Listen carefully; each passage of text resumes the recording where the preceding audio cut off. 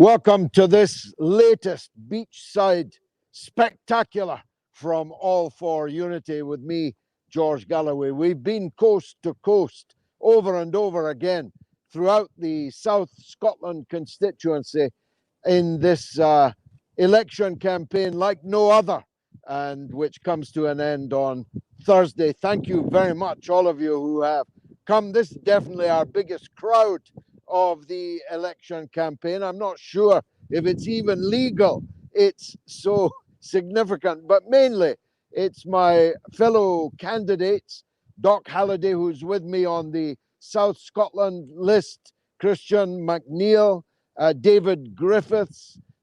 We've even got the Meatloaf Tribute Act, Pete Loaf, which I think is wonderfully Scottish. Maybe we'll ask Pete Loaf to do a turn at the end of this. Might even get a bigger audience than me. They say that you play at the seafront in Troon twice in your career, once on the way up and once on the way down. It's good to be back.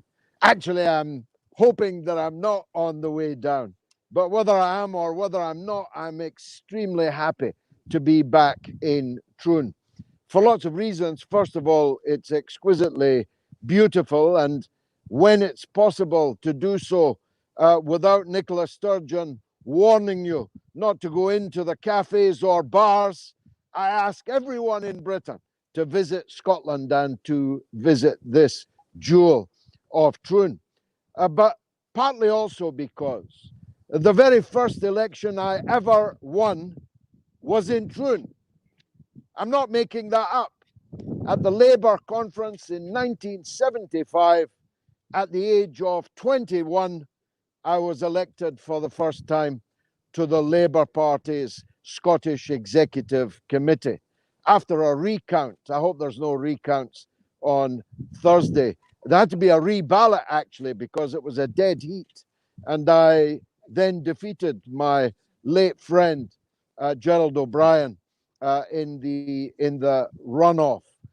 So this will always have very happy memories for me. Those were the days, 1975, when Labour was Labour, when Scotland was Labour, when I was Labour, and when Willie Ross, the Ayrshirman personified, basso profundo, we called him because of his literally wondrous, rich voice. When Willie Ross, when you were in his company, you felt you were in the company of the King of Scotland, and indeed in many ways you were, because Labour was absolutely unchallengeable in those days. And with a leadership like Labour had at that time here in Scotland, it was not difficult to see why. The SNP were cranks in those days, a fringe group of people in tweeds and tartans. And if you told me then that the day would come when the motley crew, who are certainly not the tweed and tartan brigade, in fact, some of them prefer fetish gear to tweeds and tartans, coming at you with a gimp mask on. But don't tempt me too far down these dark alleyways. The SNP then and now are completely unrecognizable, the one from the other. But then so are Labour. Willie Ross has not been well replaced in recent years at the top of the Labour Party. Come to think of it, neither has the Conservative Party been well served in the last period, at least, by its new leader. And I'll come back to some of the dreadful mistakes that Douglas Ross, the linesman, has made in his election campaign. But I'm happy to be here. In fact, I'm happy to be anywhere, because it's looked once or twice in this campaign that I might not live to see the end of it, because scarcely a day goes by without Scottish nationalist extremists threatening my life and limb and forcing me in some cases to decamp literally from my house with my wife and my small children. It's no joke, actually. I don't know whether to laugh or cry at this point, but I was with Police Scotland till 2 o'clock in the morning this morning. They are having to send patrols around my house because yet another Scottish nationalist extremist threatened to violently attack me, if not kill me. And I have to say to you, by the way, that's something else that in 1975 could not possibly have been imagined. The idea that the SNP with their brogues and their tweeds and their tartans would contain such a significant number of such extreme people, that there just must be, and I hope there is, a section of special branch keeping a very close eye on them. Apparently, thousands of people who, disappointed that the war in Ireland is over, would now like to stage that kind of conflict here in Scotland. And the Ulsterization of Scottish politics is gathering pace. And what's happened to me is just a taster of what could happen in certain circumstances, which I shall describe if we are not very careful. But I want to say this to the people of Scotland: do not go quietly into that good night. The language of civil war, the threats that sound like civil war, could, in the worst circumstances, actually be civil war, at least civil conflict, on a scale that we don't wish to imagine. Think Catalonia at best. Bit of pushing and shoving, some arrests, people going into exile, organizations being proscribed, and so on. That's the best case. The worst case is not that far away in Northern Ireland, although there are even worse cases that are hopefully entirely inconceivable. Scotland as Yugoslavia is not something anybody should be sanguine about, because there would be much blood in those circumstances. You may think I'm being dramatic, but hey, I'm the guy that a man was convicted last Monday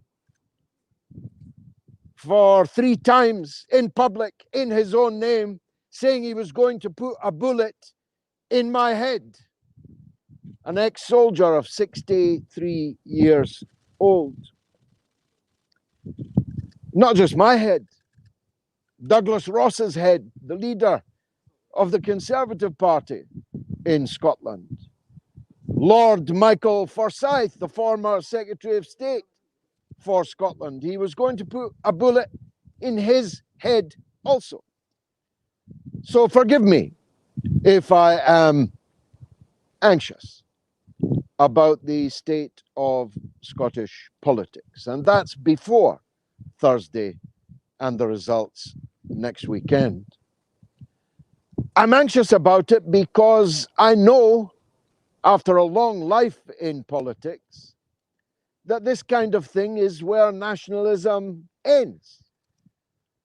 Because nationalism depends on othering other people. And the other people in this case are obviously English people. The ones that have been told by the First Minister not to come to Scotland, but if they do, not to go in to our cafes or bars. A warm Scottish welcome. You may think not. The othering, of course, doesn't stop at English people. If it did, they wouldn't be threatening me. I'm not English. I was born here in this country. I was educated here.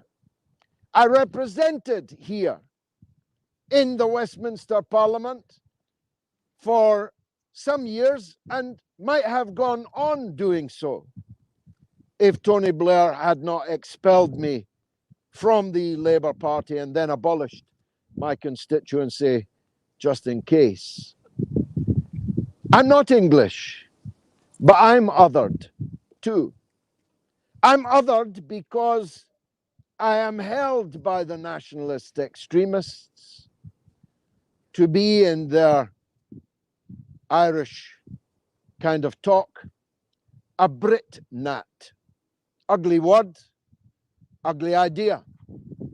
The fact that I'm not any kind of nat is immaterial.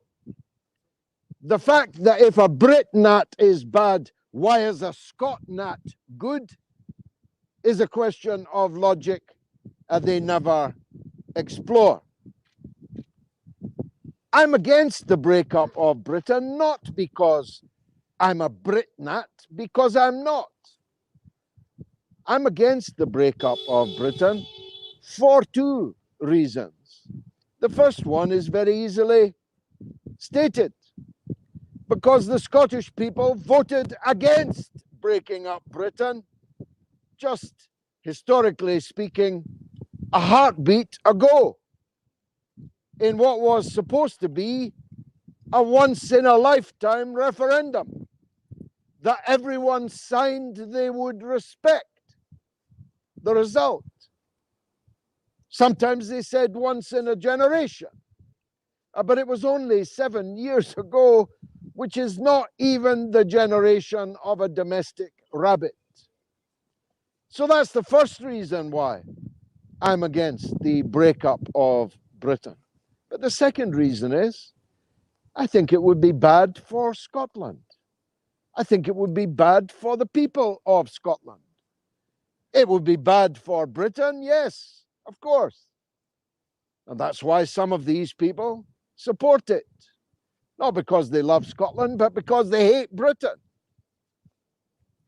But it would be bad, almost beyond measure, for Scotland. Our people would be devastated by separatism, adrift out of the United Kingdom and out of the European Union. In the latter case, maybe forever. In the best case, at least a decade of devastating austerity, turbulence, and trouble. I don't want that for my people. That makes me a patriot, actually. Not a traitor, a patriot, because I don't want poverty, turmoil, and trouble for my own people, because I am of them and they are of me. But that makes me a target. I'm here surrounded not just by this lovely crowd, but by guards. I have to be, because I couldn't come here without announcing I was coming here, or none of the media would be here. But having announced that I was coming here, I can't be here without guards. Just think about that. Did you think Scotland would come to that? Did I think in 1975, when I was elected here, that Scotland would come to that? But it could get worse. it could get very much worse.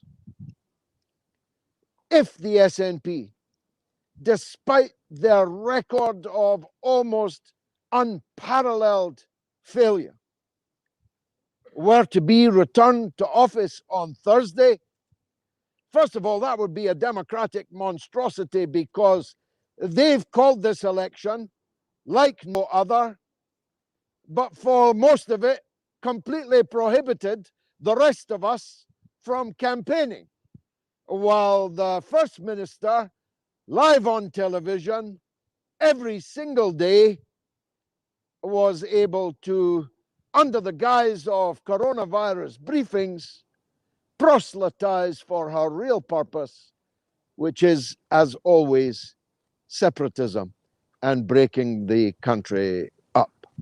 But it would be a democratic monstrosity for other reasons. First of all, it would be secured on a minority of the vote. I'll bet you my house on that. But it will be claimed as if it is a mandate of, what's that phrase Ian Blackford always reaches for? The people of Scotland. But of course, it will be no such thing. That's why Douglas Ross in the Scottish Conservative statement yesterday was so overwhelmingly stupid. He said if the SNP get a majority, that will guarantee another independence referendum. But of course, it will not. There will still be nothing like a majority of the people of Scotland wishing another independence referendum, which frankly we need, like we need a hole in the head. We're not even out of the pandemic yet. We haven't even started to tackle the economic carnage that will follow the pandemic. Not even 20% of SNP voters want another independence referendum in the foreseeable future. Mind you, Nicola Sturgeon says she's not going to do it right away. She's not going to do it for 100 days. That's 3 months grace she's given you. And I give you this assurance. If the SNP win a majority on Thursday, they will quickly plunge this country into a constitutional crisis, and to hell with the coronavirus, and to hell with the economic ruin that inevitably will accompany it. So Douglas Ross was very stupid in giving such a boost to nationalist propagandists yesterday. I wish I could say I was surprised.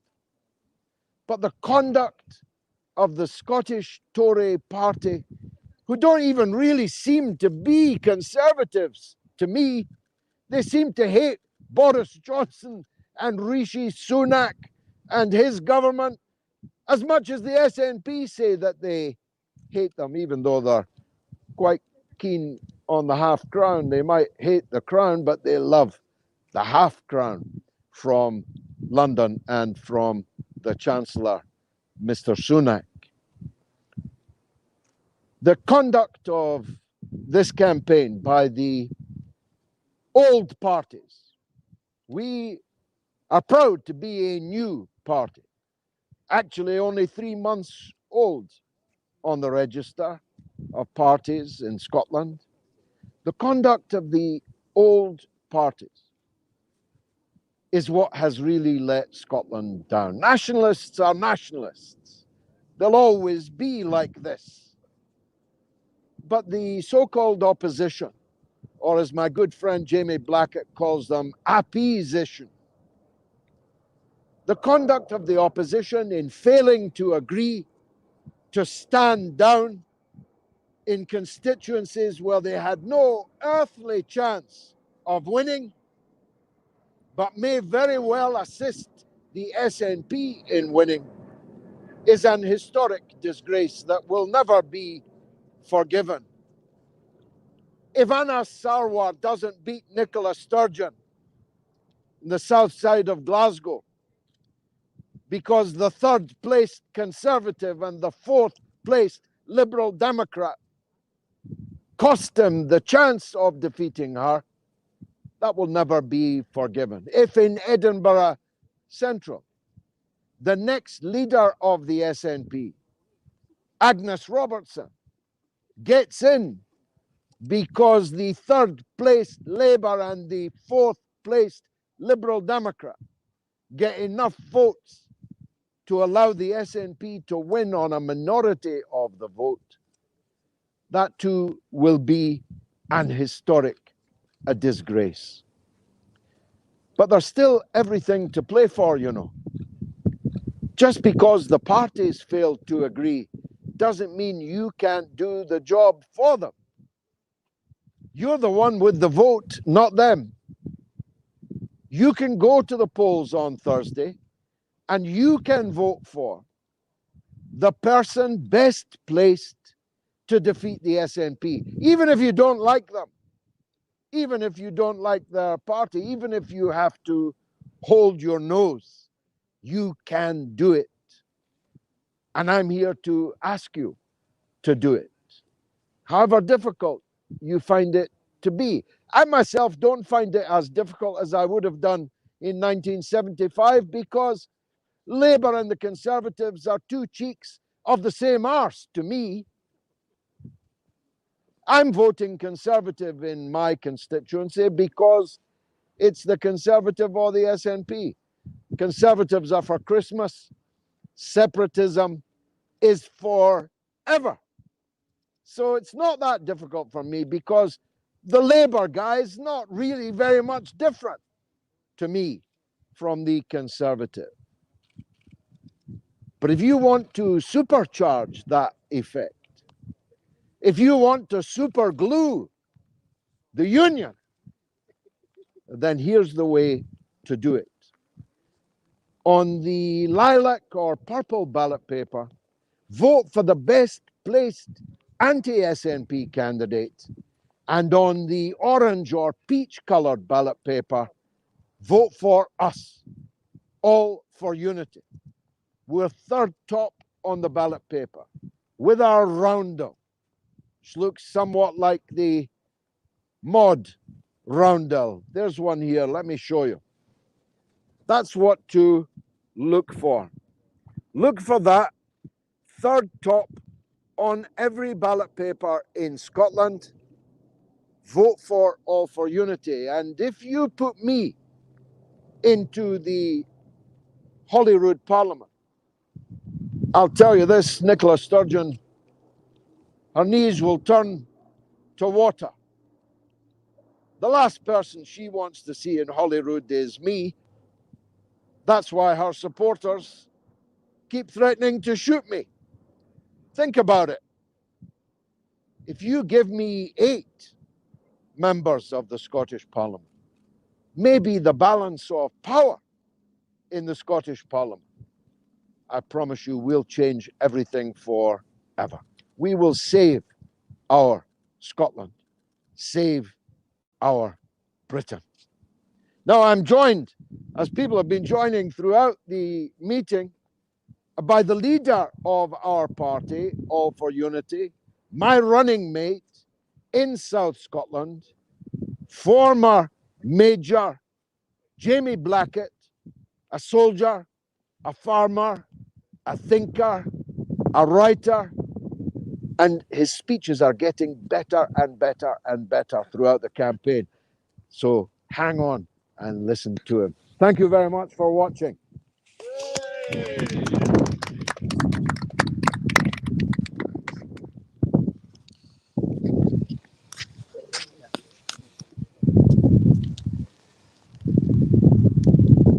Well, thank you, George. Here we are in Troon on our soapbox tour. I've driven right the way across the south of Scotland to get here this morning, and I've seen hardly any posters for the SNP I've seen hardly any posters for any party, actually. I can't believe that the people of the south of Scotland are really happy with the status quo. I can't believe that they've lost interest in politics to the extent that they're not going to vote on Thursday, although it appeared that way. Scotland appears to be like a woman stuck in an abusive relationship with the SNP. Either people believe that there is no point in displaying posters, no point in voting, because they're stuck in that relationship forever with the SNP? Or do they perhaps fear to put a poster up for any other party in case they get a brick through the window? Thursday is an opportunity for change. The tragedy is that the so-called unionist parties, the old unionist parties, only seem interested in coming second. They only seem interested, actually, in contesting the list votes, the so-called peach votes. Douglas Ross isn't even standing in a constituency. That's how much he seems to care about ousting the SNP on Thursday. Scotland is crying out for change. The Holyrood Parliament, that great architectural disappointment where MSPs don't even have parliamentary privilege, where they can hold Nicola Sturgeon to account. Holyrood needs to change. Holyrood needs to be reformed. Devolution needs to be brought closer to the people. The power and the money around the clique, the Sturgeon cronies, the clique at the heart of this government, that power needs to be given back to the people, back to the regional councils who are crying out for money to put into social care, into education. We need to bring change to Scotland, and Thursday is the last chance for 5 years to do that. So I'm asking you to give your first vote on the lilac ballot paper to the party most likely to boot the SNP out, and your second vote on the peach ballot paper to All for Unity, an alliance of Tories, Labour, Liberal people, people from the radical left like George Galloway, people who genuinely care about bringing change to Scotland and ending the never-endum by insisting that the Westminster government bring in a Clarity Act that ends that never-endum by tying down the conditions for any future referendum. We cannot go on like this year after year with Nicola Sturgeon promising to one half of the electorate that she's going to drag Scotland out of the UK and threatening to the other half of Scotland that she's going to break up Britain. Let us end the never-endum for good on Thursday. Second vote, All for Unity. Thank you.